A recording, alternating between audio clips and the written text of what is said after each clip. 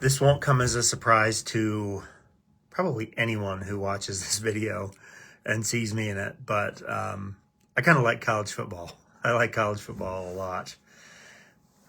From the end of August to this year, the middle of January, every single Saturday at the Mulholland House is, for me anyway, is spent sitting on my couch watching college football.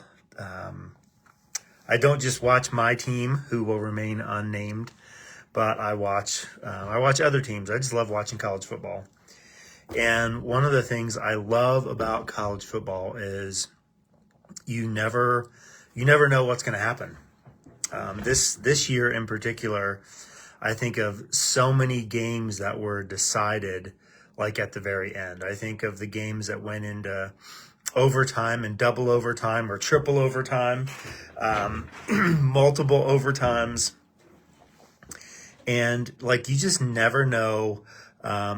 You never know what's going to happen. The teams that want to win play all the way to the very end of the game. The teams that don't want to lose play all the way to the very end of the game, because games are decided in multiple overtimes and by field goals and 2-point conversions, and like, you just never know what's going to happen. And in a similar way, we as Christians are called, even though we know how the book ends. I did this literally on Sunday.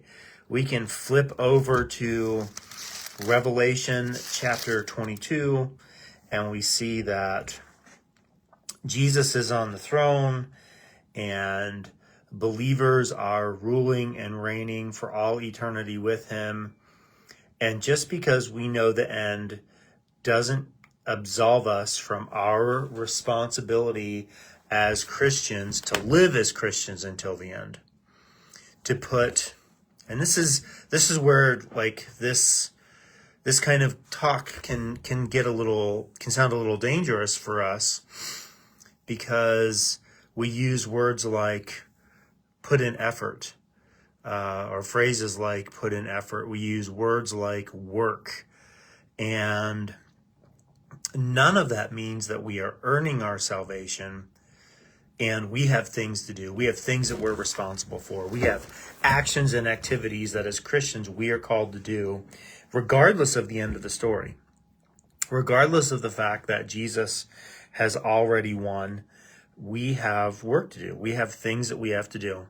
We are not absolved from the responsibility of living out our faith in dynamic ways. And that's not dynamic under our own power or our own strength. That's living out our faith in dynamic ways because of what Jesus has done for us. Ephesians 2:10 says, "For we are God's masterpiece. He's created us anew in Christ Jesus so we can do the good things that he has planned for us long ago."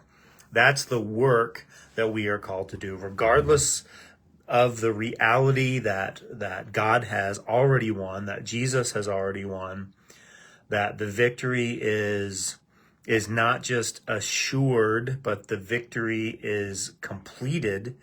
We have work to do.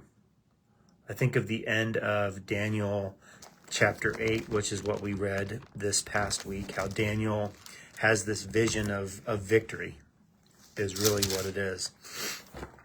And 8:27 says this, "Then I, Daniel, was overcome and lay sick for several days. Afterward, I got up and performed my duties for the king."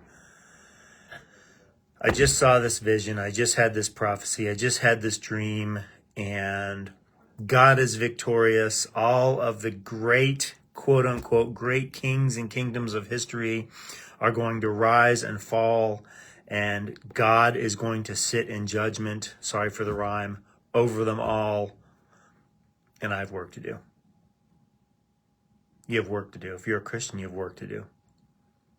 The game's not over. Even though the game is won, the game is not over. You have work to do. Let's get to work today. Let's love people. Let's serve people. Let's show them grace. Let's proclaim the goodness of Jesus Christ to those around us.